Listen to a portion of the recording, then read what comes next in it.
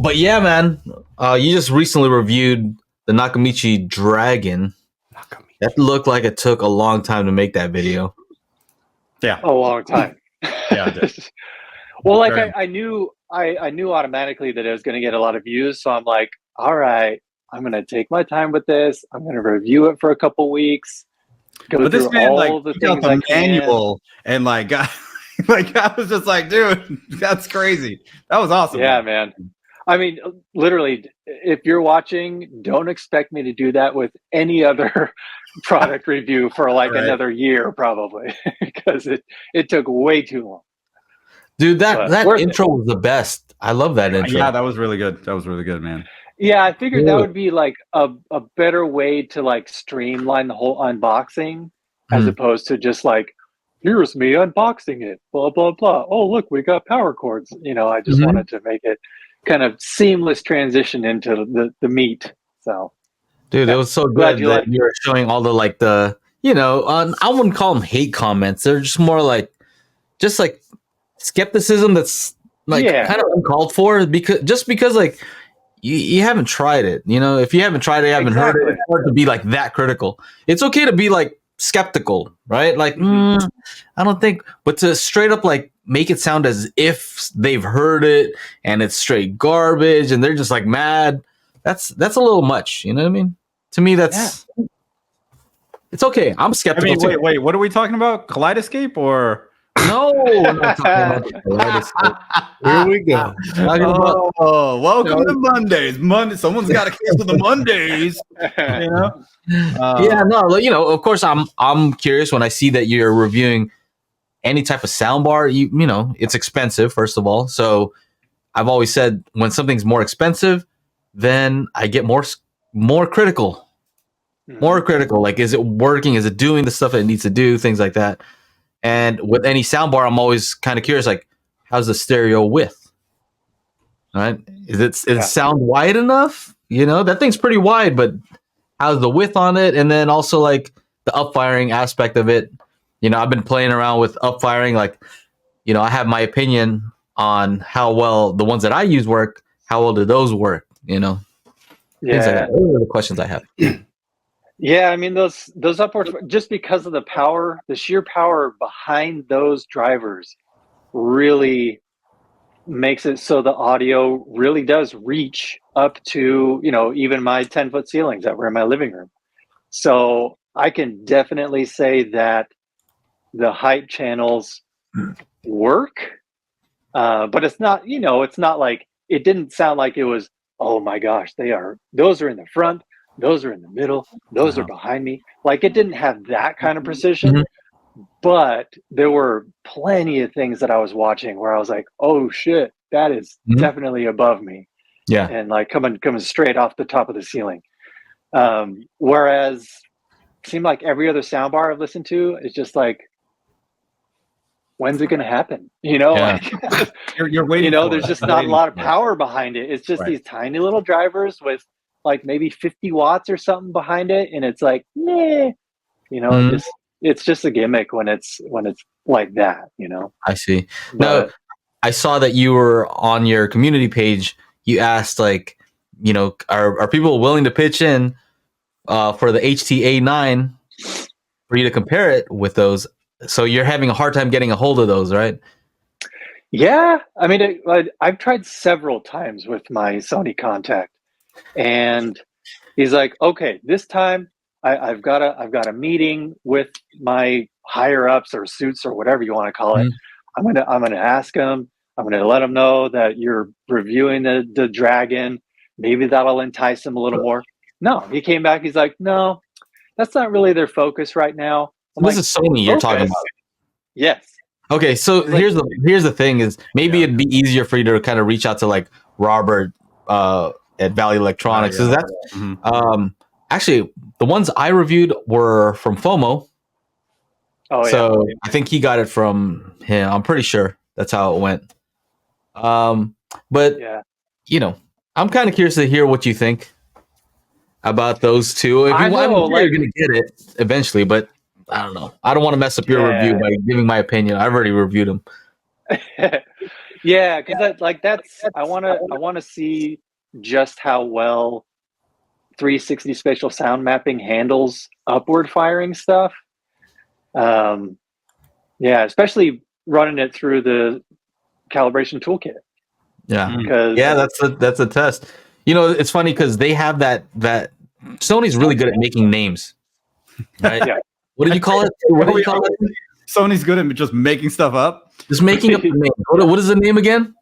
360 spatial sound mapping. That just sounds awesome. Like that sounds like, dude, that's sign me up. Whatever it is, I want it. Mm-hmm. And then you go to test it, and you're like, oh, okay. Because I was really impressed with spatial sound mapping with the AZ3000 ES receiver. So I just want to see how that translates with a wireless system like the HTA9. Okay, so what did you find that it's doing? Like that spatial mapping. What do you like? What did it do in your opinion? Well, it was the combination of Sony's own proprietary calibration system plus spatial sound mapping on top of that. So you've got your practical room correction and your virtual 360 spatial sound mapping working in tandem with each other. So that combination just seemed like it really like expanded the sound stage. It really seemed like it was beyond the walls of my theater. And also it just seemed like objects were placed kind of all over and not just like front left, middle height. It just seemed like it seemed like it was just in between speakers at times, Yeah. So I mean that's the whole point of it, right? For objects to be sounding like they're not just coming out of your speakers, but like in the air, Yeah. I'm curious to try that. That was an AVR that you tried that had that feature? Yeah. Because I only tried it on the HTA9, and we didn't have the calibration toolkit at that time for me to test to see how accurate it was. And even to send discrete signals, because what I'm curious about is like if you play something on the left channel only, but if your left channel is in a weird place, will it use your surround to kind of place it in the correct location? Will it use your inner channel to kind of angle it properly? And so that's the test I'm curious about. Is it going to do that sort of thing? We'll use your adjacent speakers to kind of properly locate a sound. Because that's Sony's whole thing with spatial sound mapping is that, especially with the A9, is that you can have your left speaker like way off in the distance, your right speaker kind of right by your TV, the other one like back and up. So but it'll still somehow calibrate everything correctly. So yeah, I would like to do the same kind of tests. Yeah, so I've tried it. Like when I tried that specific test, I have a funky looking like living room area. It's kind of shaped a little bit weird. And so I had the rear surrounds like in very different locations. And it still sounded like it was in a different location. It didn't sound like, oh man, I'm in a perfect circle in some like perfect room and all the speakers are in a perfect place. Like it still sounded like, put it this way, I still wanted to move the speakers to a better location. Yeah. You know what I mean? I can see why Sony's, wanting to do that. The vast majority of people don't want to nerd out and put speakers, they're just going to put them where they can, and that's it. Yeah. You got a whole lot of wax going on, So. And the vast majority don't have, a perfectly symmetrical, room to have it in. Yeah. Makes sense. A little rectangle. And even if they have a rectangle, like things could be like your furniture could be like at angles, and then you're just like, this is just throwing everything off. I know that's how my place was. I want to quickly shout out the folks in the chat. I see some of you, and if you see some of them have a little HiFi next to their name, that's because they're part of the Daily HiFi crew. So if you want to join the crew.dailyhifi.com. So quick shout out for that. And also, if you guys have any super chats, go for it. Real quick, back to the Nakamichi Dragon. You said in the review that you tested using our calibration toolkit. Mm-hmm. And so How was that? How was that helpful? It was helpful in determining how accurate because it's supposed to bounce stuff off walls because it's got the side surrounds and then the wide surrounds. Mhm. And then you've got the dipole speakers behind you. So you've got some pointing in at you. There's supposed to be your surrounds, and then pointing the other way is supposed to be your surround backs. And then also two different angles, 10 degrees and 20 degrees with the height effects in the main bar. And then there's height effects coming out of the surrounds as well that you can turn 180 degrees if you need to have just a better bounce effect, whatever. But yeah, that really helped me kind of notice that was one of the biggest shortcomings that the Dragon had, at least in an open concept living room. I mean, I could technically take all my acoustic panels out of this theater, including the ones on the ceiling, and test it again in this, enclosed space. But I don't know, I just didn't have time to do that as well. How's the stereo width on that? Honestly, the stereo width was pretty darn good. Yeah. Just because it's 58 inches long. It's pretty big. Yeah, it's huge. Okay. So the fact that you've got that much distance between the left and the right drivers, although the actual left and right speakers aren't at the very edges of the soundbar, they're in a little bit. So I'd say between the left and right, it's more like maybe 50 inches. But even then, yeah, I did say that when I was listening to music, just doing 2-channel stereo, that at least the quality of it sounded a little bit boxy at times. But as far as just stereo imaging, yeah, it seemed great. Did you get to test out the crossover points? Because I thought it was interesting that by default it came with like a pretty high crossover point to the sub. Yeah, I did. It seemed like all the speakers kind of died around 100 hertz. Okay. Because once it got to 80, you could still hear it, but it was pretty darn quiet. So your choice of 120 seems pretty reasonable. Yeah, so I wanted to keep it at 120 so the subwoofers could, at least fill in that gap that the main speakers couldn't handle. Right. So that was a little surprising. I mean, actually, it wasn't surprising just because of the size of the drivers. I think they're like 3-inch drivers. So the fact that they can't really produce anything below 80 hertz. That makes sense. Understandable. Yeah. How heavy was that box, by the way? It looked like a pretty hefty box. Dude, it's like a couple 100 pounds, I think, 170, something like that. It is. It's really heavy. So it's all in one box. It's all in one box. Yeah, all in one box. It's real long. Yeah, I'm assuming they delivered on a pallet then. No. No, it was just the poor dude who had to deliver that guy. I just picture honestly, I was actually here when it got delivered, and my wife was home, so I actually didn't. I forgot to ask her if she had to like help the delivery driver take it off the truck. I don't know. I think she just took it. She was like, beasted it out, right? Yeah. She saw the truck driver, having a little bit of trouble. She's like, "Bitch, please." Exactly. Got a question here, Reverend Slim. How do the woofers sound?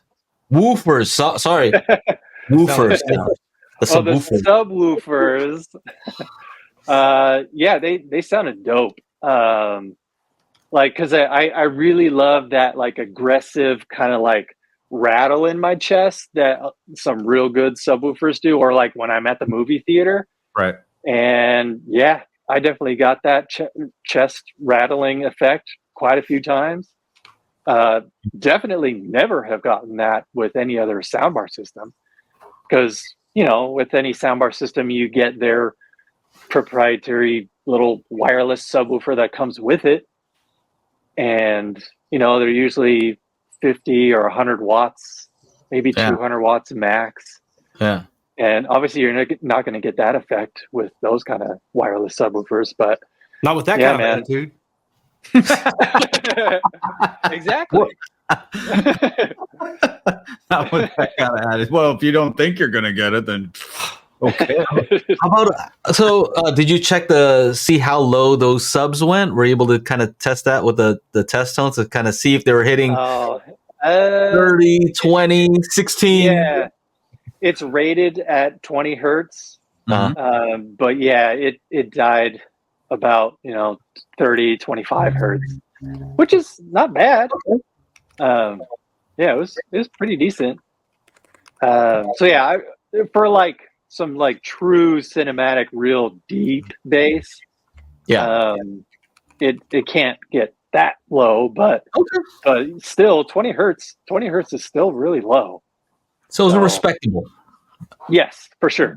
Again, especially for a soundbar system where the subwoofers come with it, Yeah. What's the price on it?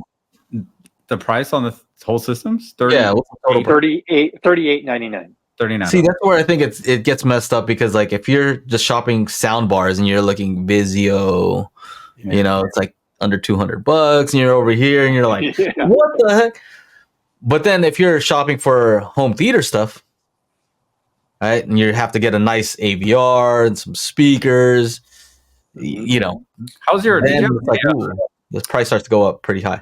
How was the HDMI connectivity and all that kind of stuff? Was that good? Do you have any issues with using the device into bar into TV? Right? How did that work out? Well, I didn't have. Well, let's see. I had the Nintendo Switch connected to my Samsung One Connect box. Oh yeah, that thing. So then the audio would just come through eARC. I didn't have any issues then. The only issues I had was when I had the Xbox One S plugged in to the Dragon directly. Okay. So there were times where the screen would just go black, but then I would see the Samsung, oh god, I hate that thing. That little, whatever it's called, thinking. It's like if you're a Mac user, it's the beach ball, the spinning beach ball. Yeah, exactly. Figure itself out. It's pondering everything that they've done in its life and wondering how they got to this point where they can't figure out what signal is coming in. And that's one of the things I hate about Samsung TVs is that, can we just turn that off? You don't need to figure, because it's trying to figure out. It wants to be smart and it wants to figure out what is this? What device is this? How do I label this? I don't know. And then it just does that for 5 minutes and you're like, come on, dude. This is the same thing that it was 2 days ago. I know, dude, because it would do it in the middle of stuff. I'm watching a movie. Oh, that's and it would happen in the middle of it. But it only happened with the Xbox. When I plugged in the LG UBK90 4K Blu-ray player, it was fine. So I wonder if it was more of a Samsung thing than a Dragon thing. Yeah, possibly. I mean, I would be curious to see what would happen if you go Xbox TV to the bar. Yeah, exactly. It probably the Nintendo Switch didn't have any problems, so I imagine they probably wouldn't have had problems. So if you were to recommend that, you'd probably recommend gaming console go to the TV first and then eARC to the. Correct. Yeah. See, these are all the things people want to know. What I want to know. Yes. What I want to know is how much custom EQ can you do? Is there any place where you could just do even a graphic EQ or parametric EQ? Okay, so there's no auto calibration, right? Correct. Okay, so you have to just type in the distances. How does it do the levels? You're supposed to just do it yourself? It generates pink noise. So but you're required to provide something to SPL meter or something like that. Yeah. Okay. I used my phone because it's got a dB meter, app on it. Okay. So, so about EQ though, can you EQ it in a certain way so you can make it tonally sound a certain way, or EQ? Not exactly. The only EQ you could do was you can adjust the treble, and just the amount of bass. Mm-hmm. But that was pretty much it as far as EQ is concerned. But then you've got several EQ presets. Mm-hmm. Several music presets, several movie presets, a gaming preset, or no EQ at all. Okay, so that's my request for Nakamichi. If they're watching this, you got to put in some kind of manual EQ. If you're not going to do auto calibration, this thing is expensive enough where you kind of want that. That's instead of just basic treble tone control and levels on the sub. That's pretty. I don't know. You got to do better than that. You got to at least provide some kind of graphic EQ. Minimal would be graphic EQ for the entire system. Better would be some kind of graphic EQ for each speaker. And even better would be parametric EQ for the entire system and each speaker. So hopefully they can implement something like that. If they're doing built-in EQ, they should be able to provide a manual EQ. Yep. Yeah. And that I think that might even work with like a firmware update. You know what I mean? That'd be cool. Yeah, exactly. That'd be a great upgrade. Just because it doesn't support Wi-Fi, because you can't do anything like the Sonos Beam or the Sonos Arc, where it's connected to your phone and you do that, kind of wacky waving your phone around thing. So you can't really do that because there's no Wi-Fi support, unless all you need is Bluetooth support to do that kind of thing. But yeah, I agree. Since there's no automatic EQ or automatic room correction, they should provide some sort of parametric EQ. All right, everybody. We do the Daily Hi-Fi podcast every Monday, 4 p.m. Pacific Standard Time. So make sure you join up to the YouTube channel, youtube.com/Daily Hi-Fi, and we will see you there for the big show every Monday. Yeah.